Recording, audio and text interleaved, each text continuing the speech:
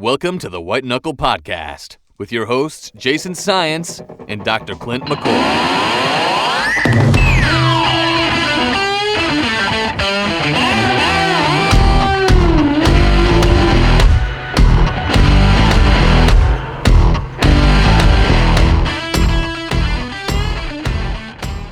Hey, what's up, everybody? Welcome back to the White Knuckle Podcast. Today is episode number 36. I double-checked that before we started. Clint, are you impressed? I am, really. Welcome, my co-host Clint McCoy down in Illinois. What's shaking in Southern Illinois today, Dr. McCoy? It is hot and it is dry, and guys are a few farmers are out cutting beans. A lot of beans have turned, some of the early plant stuff. Some guys are out cutting beans. Saw a couple guys out shelling corn already, so it's getting there. We've opened in another couple weeks, the first October, so just kind of laying back in the weeds and waiting right now, doing some trail camera scouting work and some long range distance recon, maybe over some freshly shelled fields or cut beans or what have you.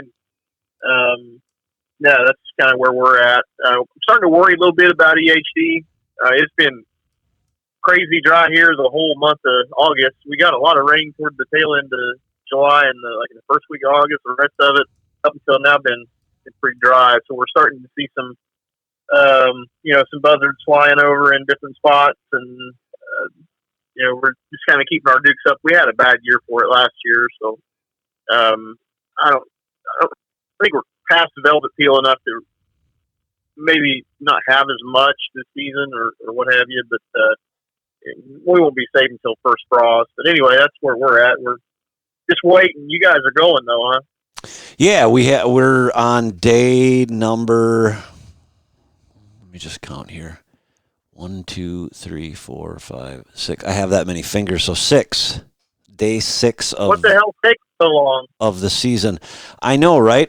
I've been hunting that new lease we've got, and that's one of the things I wanted to ask you is how your food plots are doing. I've been hunting my new lease, and I spent a considerable amount of time this year planting food plots. We got on the phone with Don Higgins late in the year for planting food plots. He told us what to do. That's what we did. The deer density is just so high, they just mowed it off. And then I planted Deadly Dozen once, got 6 inches of rain on a Tuesday night. On Wednesday, I knew it was supposed to rain again on Thursday, just a small chance of a nice shower that next night. So I went out, replanted Deadly Dozen, 5 food plots again, got 6 inches of rain that night, and replanted it 2 more times, and it's finally just the sun's finally out. It's like 55, 60 degrees here today. It's going to grow, but so I haven't done shit out there, to be frank with you about it. I haven't done anything out there because everything that I have done, which is very little scouting, has been revolving around, hunting those food plots early on to kill those 100 does that they want us to kill. So yeah, I haven't done anything to make you proud. I can promise you that. Our plots really, our Gen 2 beans are astoundingly good. They're really, really good this year. We planted them right around the 4th of July with some wheat stubble along with some of our double crop ag beans here, and they're literally side by side one another with a big bare strip down the middle that we kind of left open. Mm-hmm. And they look as good as ag beans as, you can't tell difference. They're chest high, and that's even fairly late for bean planting, that double crop date, but they look right. Good. Our fall plots have been kicked in the nuts about 3 different times, like yours. We got a pile of rain toward the tail end of July, and you never want to complain about being wet in July, but and then it just completely dried off, like hardly a drop from the maybe the first week of August, and mm-hmm. we planted them about like they should have. The plant date around here, we followed it to the T, but it's just not a whole hell of a lot of moisture to be found out there. and some weeds are starting to come up in them, but we're just going to leave them be. It's getting too close to the season, really, for me to be Right. retailing them and that sort of thing. I probably could get it done, but I've got other stuff going on that I just can't do it. It doesn't look bad. It just needs some water on it bad. Yeah, our beans in the utilization cage, our Gentile beans are probably hip height in the utilization. Oh, yeah. Inside the fence, and then outside the fence, they're about 8-9 inches tall. It's amazing how Mother Nature can do that so perfectly. It does. They do a good job. I went down and looked at the pods that are on ours, and they're pretty damn good. You know, growing up around the farm my whole life, you set them side by side. Ag beans that are planted the same day, and it's no sales pitch. They're freaking huge, right? And that'll give you a ton of late winter option there, right? Well, yeah, I mean, it's been a struggling, trying year for food plots. So the Deadly Dozen is coming out of the ground great, especially the wheat and some of the other grasses and stuff. And the brassicas are small, but some of the plots, I'm in blow sand, so I mean, water's good, but it just disappears fast.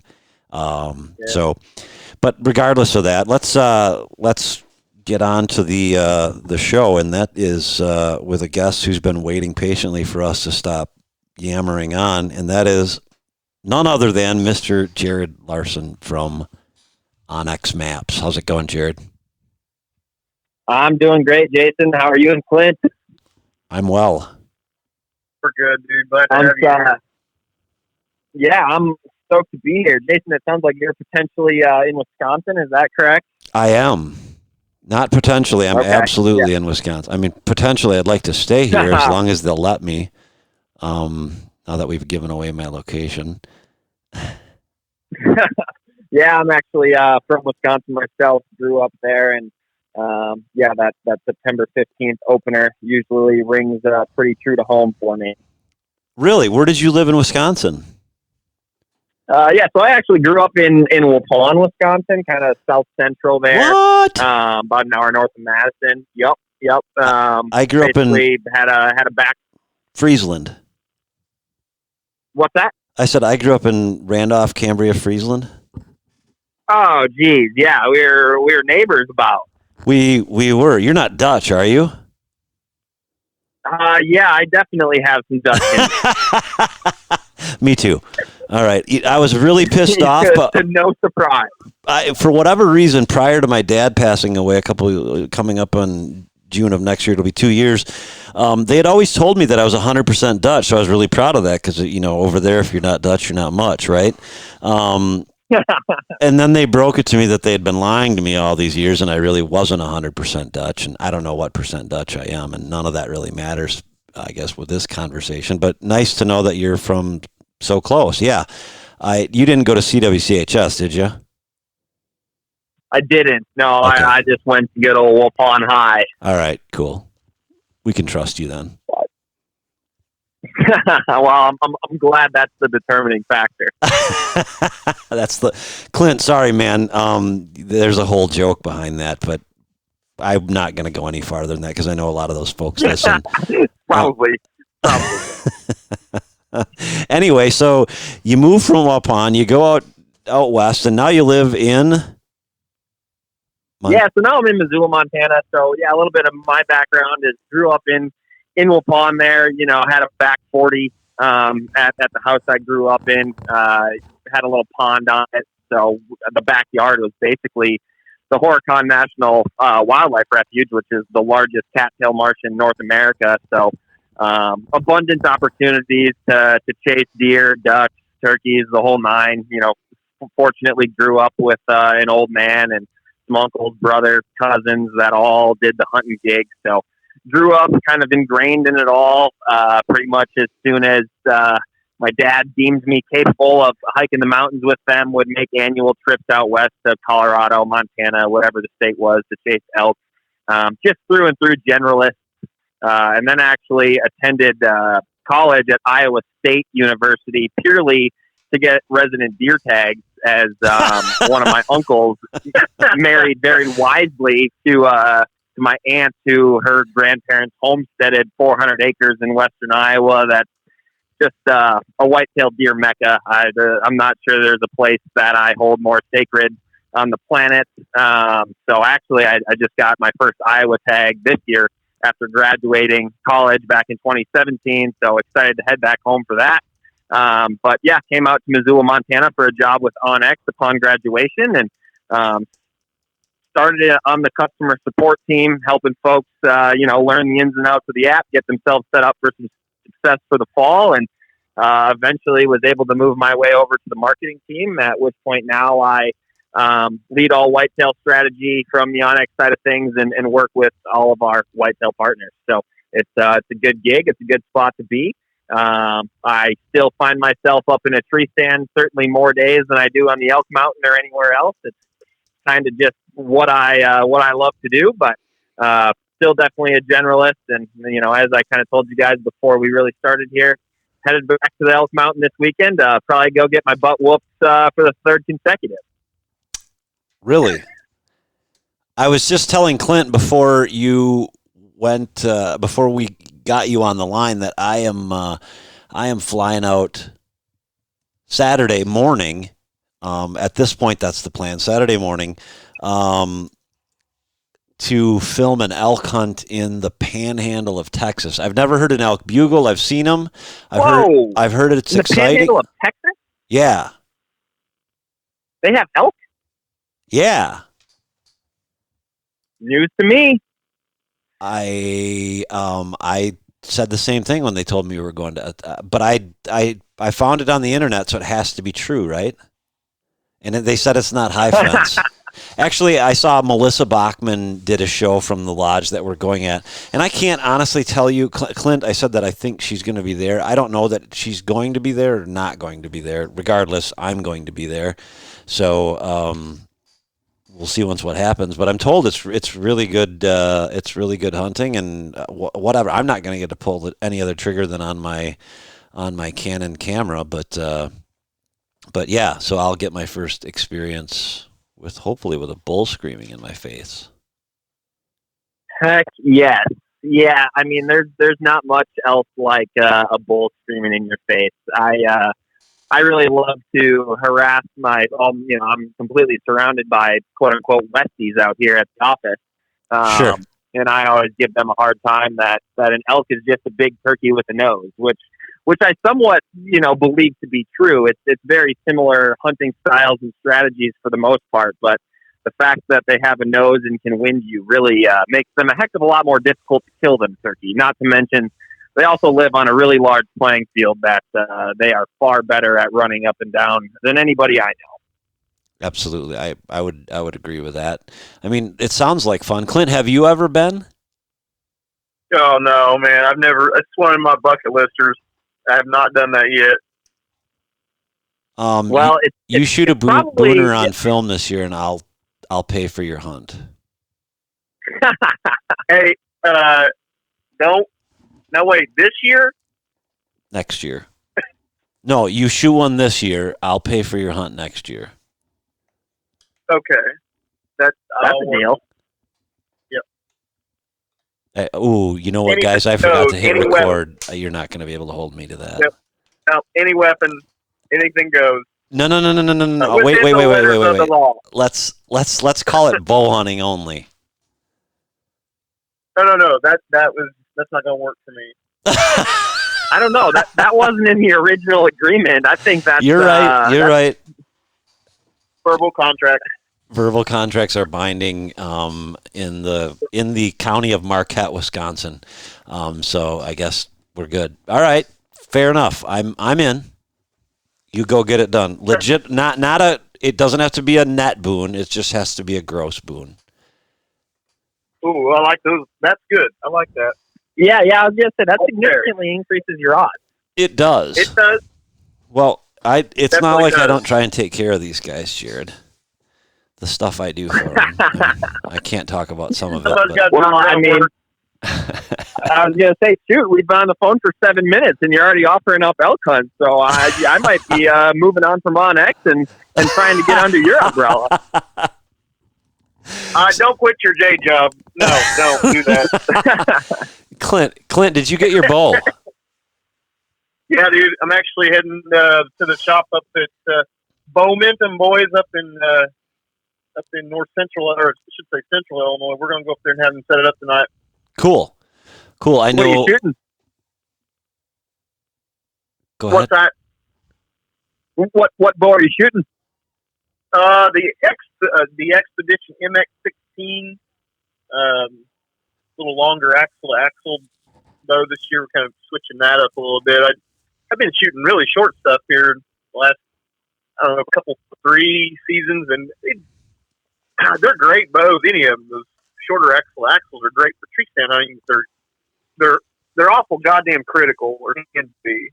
When it comes to torque and stuff like that. At least I feel like they are. Totally. So. But at any rate, we're gonna go do that tonight. Cool. Heck yeah.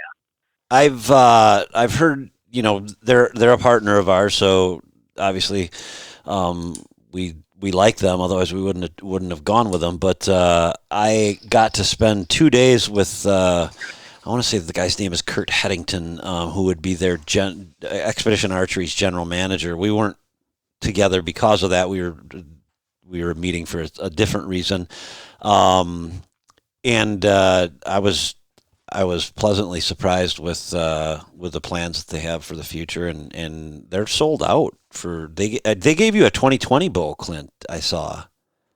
Yeah. Yep. Or 2021 or the new bow, whatever it is, whatever. Anyway, he's always he gets taken care of. I totally screwed that up. Anyway, for me. What? Yeah, I can hear you, Clint. Oh yeah. Sorry, dude. No problem. Were you out of the truck? You don't have to tell us. He's probably, you know what he's probably doing, Jared? He's probably sitting on a field somewhere. Even though he should be. That would be the wise move to be. You might as well do something productive while you have to be on the phone with us. Right. I can confirm that. I'm in between truck hammer checks. It's too nice to not. Heck yeah! Well, how are the trail cameras looking? You got one of them booners to earn you an elk hunt? I can confirm that. I just got this morning. I checked maybe half a dozen or so, and definitely a new buck that's showing up after velvet field. I haven't seen him or heard tell of him all summer, and he's definitely kind of migrated into this spot. I got like 6,000 pictures on this one camera, kind of on a random field edge, but there were like, for every one buck that were on there were probably 150 snaps of does and fawns. And like he just started sniffing around that area like, just in the last 5 days or so. So I think maybe he's just checking in on an old doe bedding area, and he'll come back or maybe satellite it before the rut, or he'll definitely come cruising through that corner during the rut. I'm almost certain of it. So now we just sit back and wait. Wait for the rut. Yep. Heck yeah. Good plan. I like it. Well, let's talk about OnX. Well, actually, first I've got one quick question, Clint. How do you like the Tacticam versus your other experiences with trail cameras, cellular trail cameras? So far, so good. I'll be the first to tell you, I'm super critical of cellular cameras. And it's, this is not intended to be a bullshit sales pitch, but where I live is really spotty hit or miss come cell service, and most of the timber that we hunt is really spotty. You might have great service in one area, and the closer to the east of the river you get, it's just terrible. And it's long and short of it, that thing's antenna seems to find the signal really quickly. like when you're going to set it up, and its trigger speed is, I can tell you, its trigger speed is pretty damn good. I've gotten a couple of really heavy, big horn bucks around the bedding area with it already so far, and it seems like it's holding its own. I can't complain about it at all. It's done what it needs to. Cool. So, Clint, are you running am I getting this right? It's the Tacticam Reveal cell cam? Yeah. Okay. Interesting. Its price point is incredibly friendly. So far, if it keeps its performance up so far, for its price point, it's gonna sound like a sales pitch, but they'll take over the market share. It performs really good, or it has so far for me. What kind of subscription plans do they offer? Fairly reasonable ones? Pretty standard. Standard. I think, Jason, you can correct me if I'm wrong, but I think they've got 2 or 3 tiers. Yeah, I think there's 4. $5 a month. Maybe there's 3. You can do $5 a month for X amount of pictures, and then there's another level, and then I think it's $13 a month. I don't know if this is correct or not, but I think it's $13 a month for unlimited. That's correct. And then I just paid the $120 for the year. Obviously, being a partner of ours, they gave us some data to use. They had so much trouble getting us cameras because the response was overwhelming. I went down to Cabela's because I happened to be there when the owner of Tacticam had just posted on Facebook that he was at the Cabela's in Prairie du Chien, and they were stocked up. So I went right there and bought 5. And then eventually I got some like the other guys did.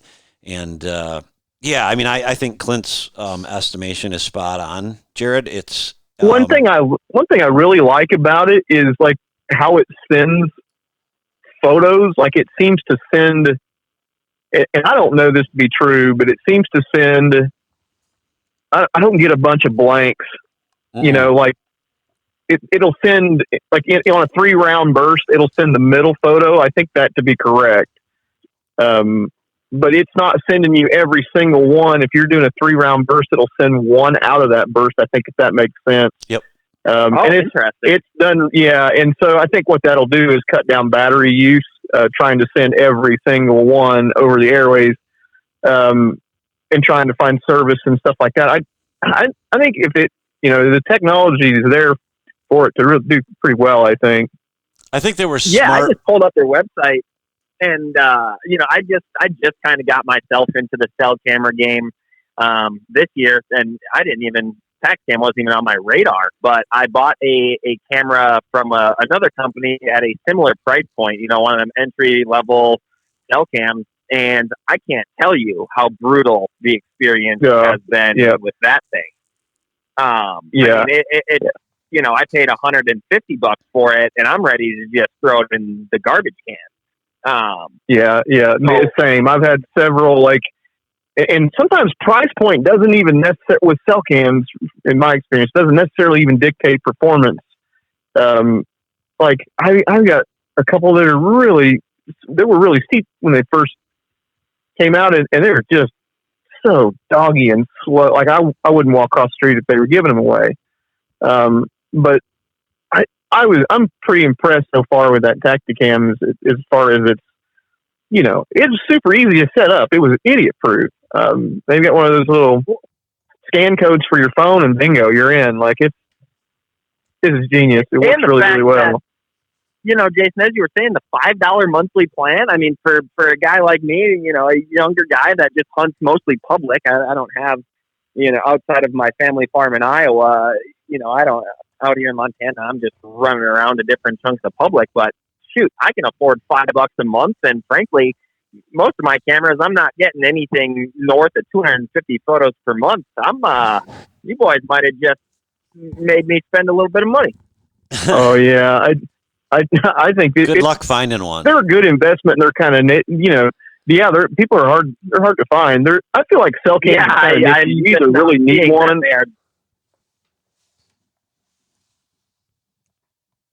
Sorry about that. I was just saying, yeah, they are. Oh yeah, go ahead. Clear sold out. Yeah. Yep. Oh yeah. Yeah, I mean, I just stuck that the Tacticam, the mine that we use. The very first place I stuck it was and it's still there. Is in a really tight, this crappy, nasty, thick, like thumbnail patchy cover that's like maybe 3 acres at its most. It's in a big island of corn though, and it's got a little water source in there with it. And man, the first couple of bucks I got on it, we're in broad daylight. It's in their, you're right in their kitchen, and got some really cool photos of one shedding and bleeding all over the place. It was awesome. My only complaint, and it's not really much of a complaint, is that their picture quality isn't what I have in our previous sponsor. I'm not going to name them. That said, they didn't design it for picture quality on your phone. They designed it so that you could see if you've got a big buck. And if you've got a big buck, then it's a big buck. When you go to check the camera, it'll be on there in a 24 megapixel picture, which is absolutely incredible. It lays it down. It lays it down on the card. It does. It's not trying to send 24 megs every time, and that's more smart engineering. Mm-hmm. It'll cut down on battery use. Well, and I think that's probably why it doesn't need so much signal to make it work. Yeah. But anyway, yeah, I love them, but I feel bad. If I'm looking at it honestly, one thing that I'd like to have, and I know it's probably hard to do with the antenna, is be able to pin that antenna at a certain angle, like with a cotter pin through it or something like that to make it rigid. So yeah, we have so many damn raccoons. I'm afraid they'll be able to pivot that antenna at their pivot point if they really get to working with it. But that's the only thing I can complain about. For sure. Well, Jared, I'm intrigued. I just put a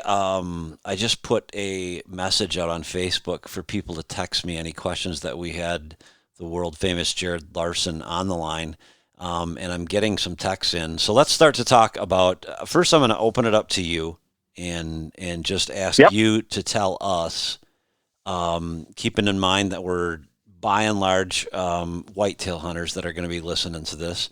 It's nice to know that you think to a certain extent like us because you're from Wisconsin. What's new overall for onX, and then what might be the I guess what might be one of the things that a whitetail hunter could put to use the most? Oh, for sure. Yeah, I mean that's what goes through my mind every time I'm thinking about hunting. I'm thinking about whitetails. And so, I mean, a couple things that we've done recently at onX to really try to expand our presence, in the whitetail market is we have a dedicated GIS team, fully staffed team that we literally go to each and every county in the United States and collect our land ownership data from the source. So, that allows us to just have the most accurate, up-to-date land ownership information. And we actually just improved our processes for gathering this data. And so for the first time in our company's history, we're going to update every single county in the United States that has land ownership in a digital format. And some states are even going to see more than one update this year. So, obviously as a whitetail hunter, you're probably, odds are you're hunting on a piece of private land that you've hunted on for years, potentially decades.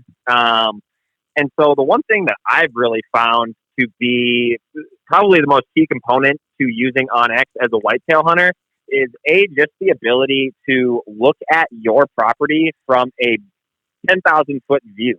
You turn on a topo map and you can just so quickly realize why deer are traveling the way.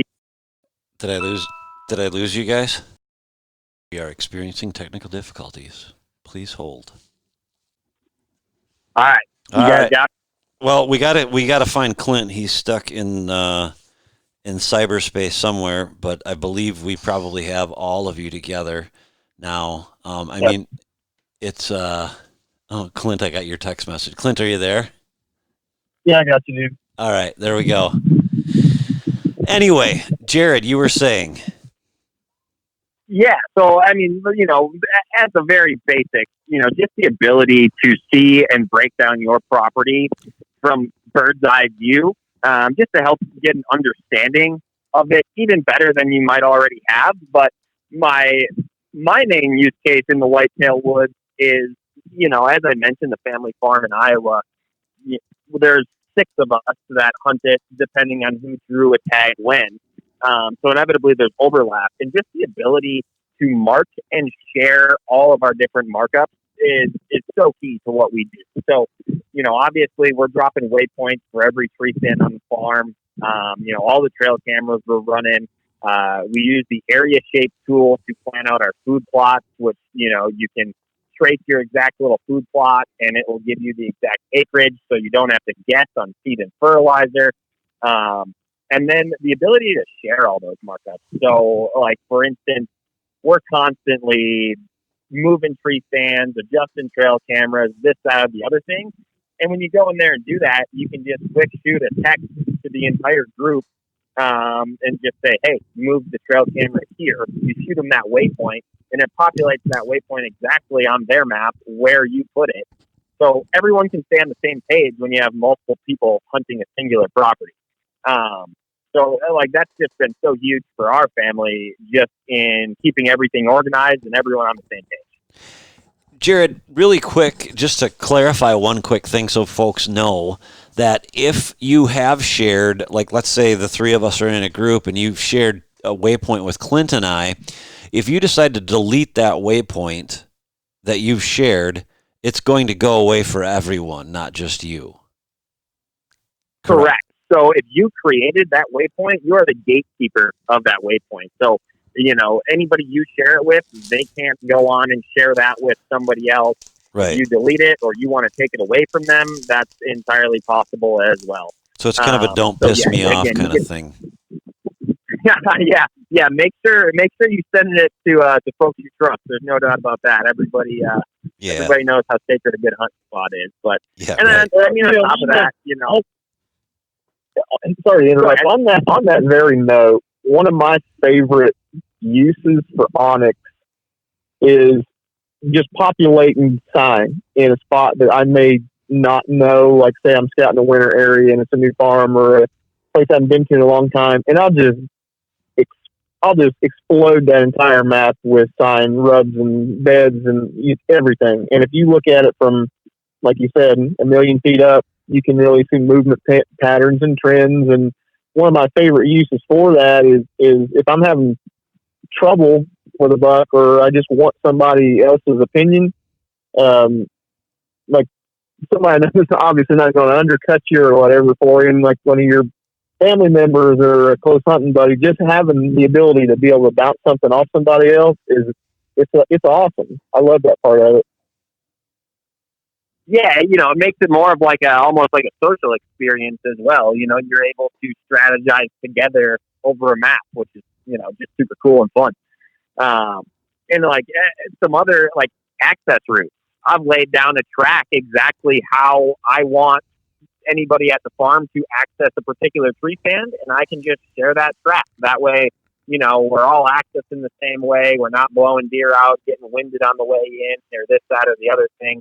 Really just keeps you on the same page as your hunting buddies, and that's if you're hunting private land, of course. And as you guys, I'm sure, have found, you turn on that government lands layer, and I don't care how long you've lived in any one particular spot, I'd wager to bet that you will find a chunk of public land pretty near to home that you never knew existed before, which just opens up so much opportunity.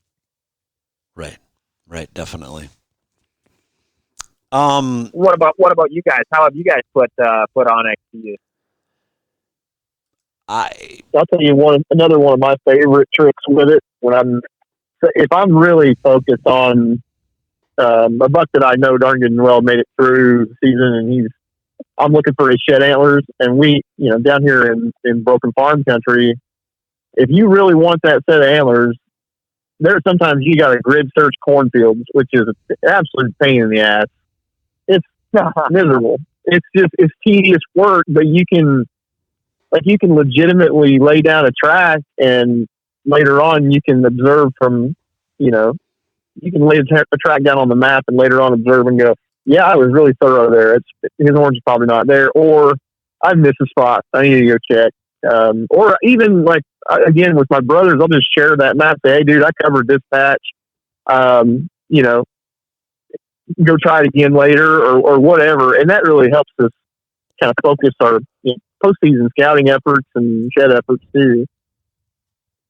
Definitely. And right along that same vein, I've used that tracking feature to grid search for poorly shot animals.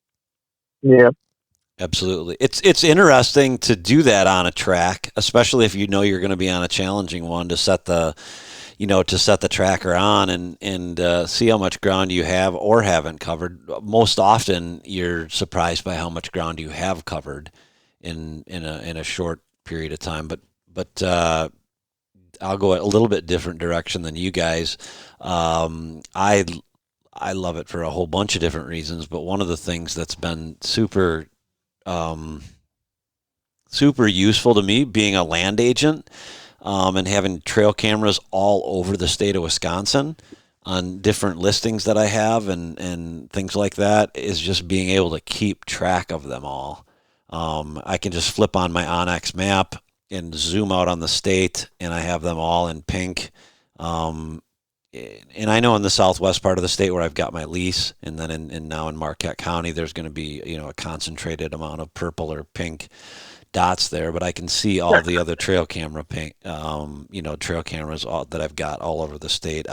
Had it not been for Onyx 2 weeks ago, I would have completely forgot about 2 trail cameras that I had up in northern Wood County, which is about an hour and a half from here, and I'm like, oh crap! I haven't checked those since mid-June, so I ran up and checked them. So, and that kind of plays into my favorite plug of Onyx. Is it might potentially be the cheapest hunting tool you'll buy all year, like the cost of a box of shells or a partial tank of gas, and something you'll use on almost every single hunt. Oh, definitely. So I totally agree. Even in the off season, again,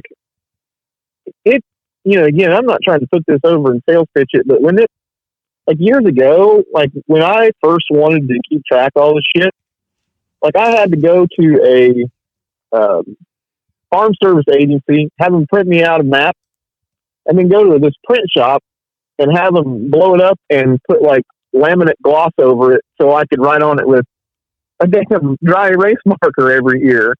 And now, God, I'm so old now. And so, you've got that technology riding around with you every second of the day in your hip pocket. And I use that thing literally almost every day. Whether we're talking strategy or marking waypoints or finding landowners or just seeing things on a different perspective. Especially with I'm not a big topo user because I live in the freaking prairie where a hill is 10 feet. So topo doesn't always hasn't always mattered to me, but I find myself using it more so now because A, it was handy on that app, and B, it allowed me to start seeing some open country contour or relief or whatever you want to call it that they would use drainages and what looks to the naked eye open, but it's more the contour is more whitetail suitable, if that makes any sense. But boy, that really does help a lot, and I'm starting to use the hell out of that. It's just a phenomenal piece. I agree. It's something that, well, obviously in the land business, I use it every day. Sometimes it's more handy than I use another program called MapRight, which is really primarily used in the real estate industry, or if you're talking about oil and gas, or any kind of mining, you're going to use something like that. And that software is no more useful to a hunter than OnX is. As a matter of fact, it would be a waste of money because it's, quadruple the price on a monthly basis is what you would pay for OnX on a yearly basis. But so I use it every day, and the other thing is most of my clients already have it, and they're doing the same thing that I'm doing when we're out walking some new ground. Is they're looking at OnX and being able to match up contour lines, or maybe something that's notable like a pond or some wetlands or whatever the case may be. So yeah, I use it every day, and it's priceless. The only thing that I wish that they would add is driving directions to a particular spot. Me, and everybody else. That would be so helpful because I could just punch it in, and if they could do something and get with Apple CarPlay, that would be awesome.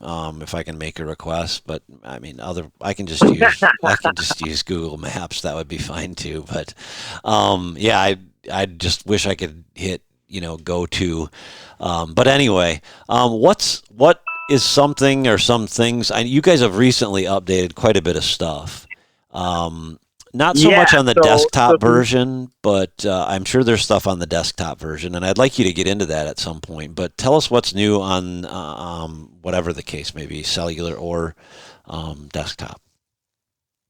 Yeah, for sure. So for the most part, the desktop version, what we call Web Map, mirrors the app. So, the only thing that you can't do on Web Map that you can do on the app is save a map for offline use to use when you have no cell service. Right.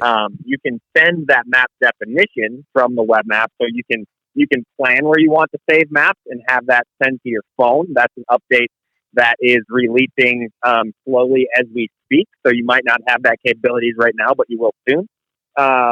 But I use Web Map for a lot of just like my high level planning. It's obviously a bigger screen, and everything you create on Web Map automatically syncs to your phone app. So if you drop waypoints, if you draw an area shape when you're on web, you open up your phone app within minutes, it's going to populate on your app as well. But a couple things that we've come out with here very recently that are new is we've vastly improved our save map experience. As you guys know, there's so many places where you have spotty or no service. So the ability to just tap our offline tab, hit save new map, and then choose the resolution you want, whether it's high resolution with a 5-mile wide map, medium with a 10, or low resolution with a 150-mile wide map. The ability to just save an area that you're going, whether you have service, you're unsure if you have service. It just allows you to cover your bases and allows you to hunt confidently no matter where you are. But we've improved that whole experience as far as they save much more quickly. They now take up less download space on your phone to save space for all those trophy buck photos. And then as well as those save maps are now linked to your account. So let's say you run a phone and an iPad.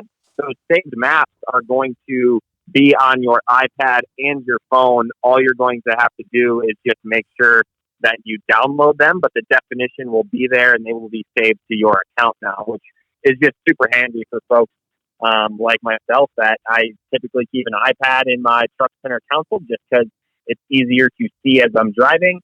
And then I have it on my phone and my computer and, the whole nine. Another thing we just released is 3D. So the ability to see maps in 3D on web and iOS. It's not available for Android yet, but on web and iOS, if you don't have it quite yet, that is also starting to trickle out to our customers. So obviously everyone knows how useful 3D is, to be able to pull up and really get an understanding of what that terrain is going to look like when you get there in person. So that, and then markup improvements. So recently we added the ability, you can add photos, change the colors. You can completely customize any markup you're putting on the map.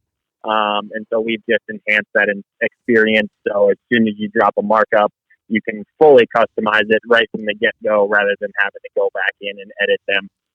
Just allowing you to create a much cleaner map and honestly setting ourselves up for more success in the future to build upon the product to help folks keep their map more organized through, the potential of folders that could be color coordinated, icon coordinated. So, the idea is in the future to create the ability so folks can really hone in and keep their map very clean and organized. So that's one of the questions my phone is blowing up with. I just want to double check. Ask Jared when we might see 3D available in our area. Ask Jared when 3D is going to be available for the whole country. Ask Jared about 3D.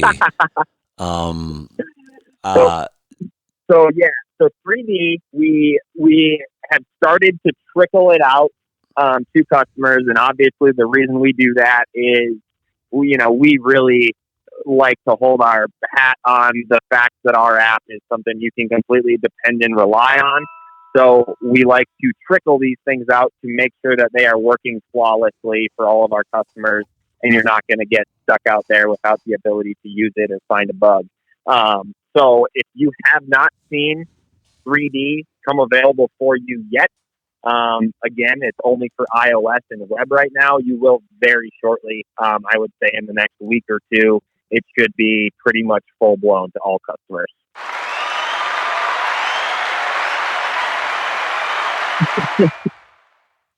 Wow, everybody's pretty happy about that. Hey, I've been dying to use that for years or months. Excuse me.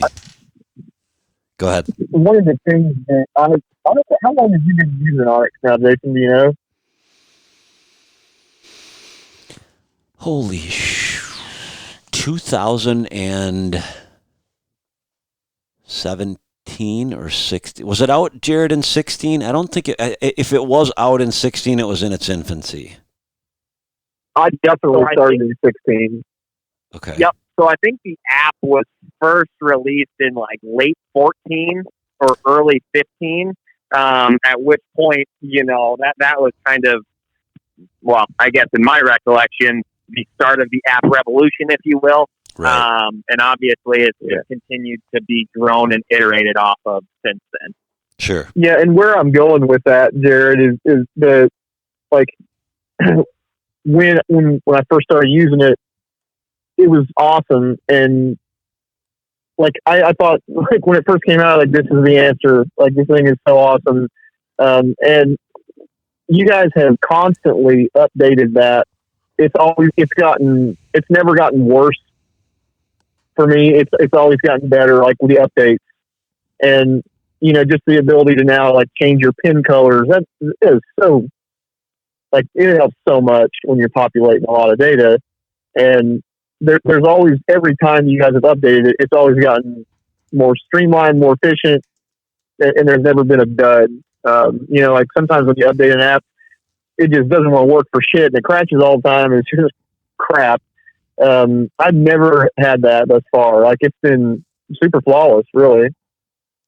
Well, that's music to my ears, Clint, because as I kind of said, like reliability and dependability is what we like to hang our hat on. And that's the exact reason why we trickle these features out to ensure that you continue with that same experience. So that's awesome to hear. And we try to build the app in a way that makes it the most user-friendly experience possible. What I always try to tell people is it can be daunting at first when you open up that app. There's all those tabs across the bottom. There's a lot going on with the map itself. But if you just sit there while you're watching TV for 20, 30 minutes and press every button you can't possibly break the thing. So just sit there and play around with it, and you are going to understand it very quickly. Right. I wholeheartedly agree with that statement. It's not that hard. It's not rocket science. And there's probably a lot that I could use it for that I don't use it for, but I think I've got a pretty good grip on what's going on with it. One quick question, Jared. in the world that I work in daily, a lot of times people question access to this, that, or the other. Sure. Like right now, I know that there's a lot of buzz about landlocked public ground. Oh yeah. Anything that you're hearing, maybe not with respect necessarily to Onyx, but about opening that up to the public, and then if they do that, how quick are you guys going to be able to jump on to provide access to that access?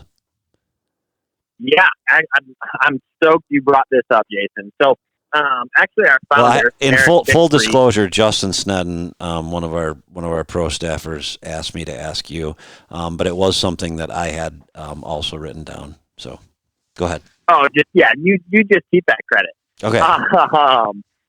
But yeah, so access is our founder. That is his highest passion, is access. And so, as I'm sure you've noticed, we've started to compile these landlocked reports. We started in the West, compiling all of the different federal and state landlocked parcels. Mm-hmm. And recently, in fact, in the last month, we've released a landlocked report on Minnesota and Wisconsin. And then, honestly, today, literally this morning, we just released a landlocked report on New York, Pennsylvania, and New Jersey. And so we actually have an internal access team at Onyx that we put dollars behind, of our own, obviously, to help not only spread awareness of these public lands that are inaccessible to all of us public landowners, but also to help create access to these public lands through our own internal access funds, as well as working with conservation organizations like Rocky Mountain Elk Foundation and Pheasants Forever to work with these conservation orgs who also put dollars towards these things to team up and create this access. And so this is an initiative that's only been ongoing for us for, I think, a year and a half now, or maybe 2 years. The access team has just formed 2 years ago.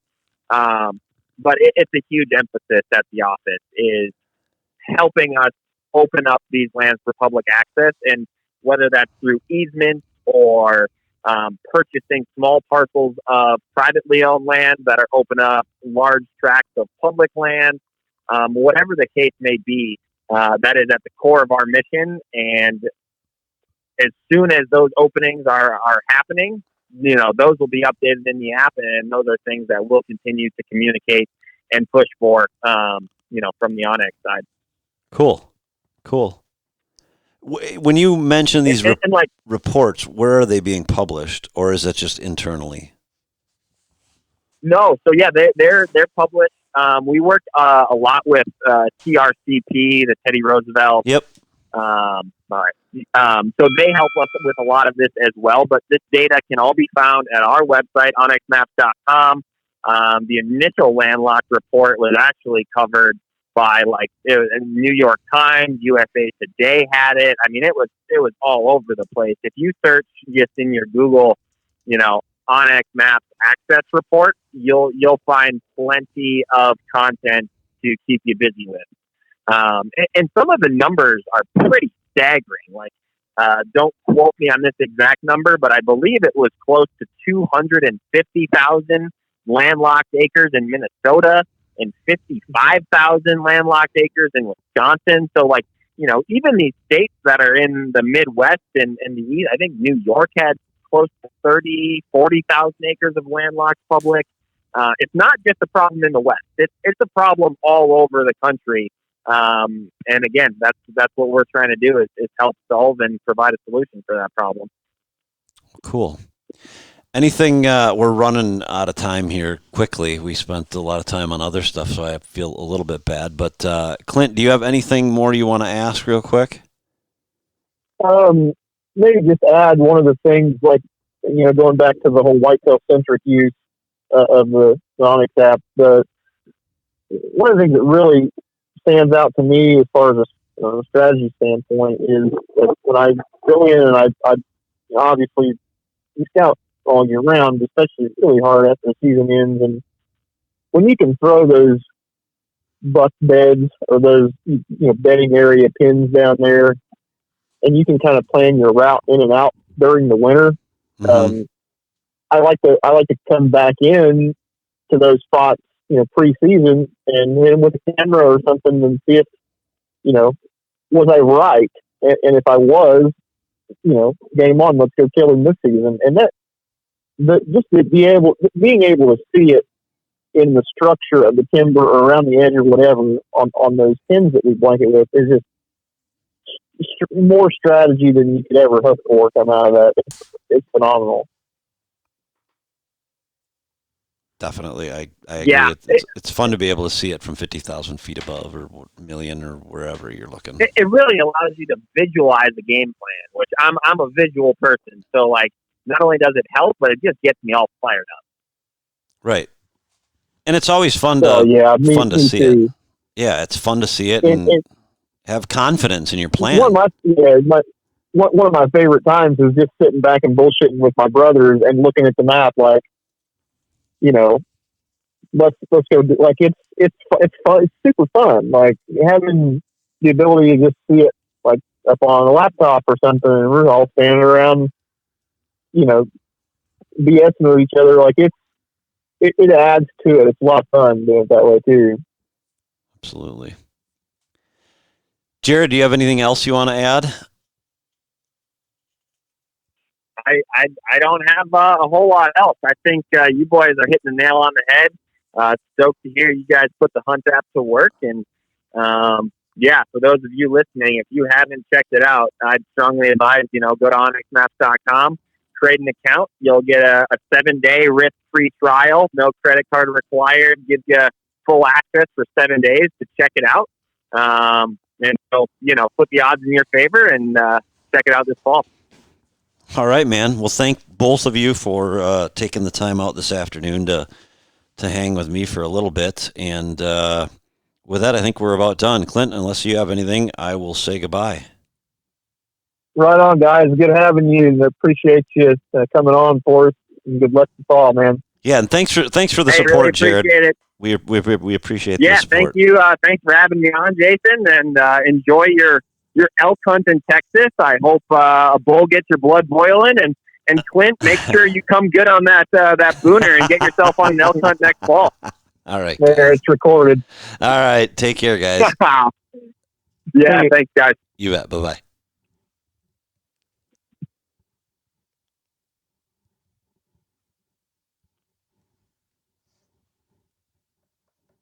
Well, there you have it, another episode of the White Knuckle Podcast. We hope you enjoyed the show and hope you picked up a few nuggets of information along the way that you can use down the road. I want to take just a second and thank our partner in this endeavor, and that is UC Hunting Properties. Without them, this couldn't be possible. You guys all know that I work with UC Hunting Properties, and they're actually nationwide. I would encourage you, for any of your property needs, go to www.uchuntingproperties.com. Thanks for listening. Jason out.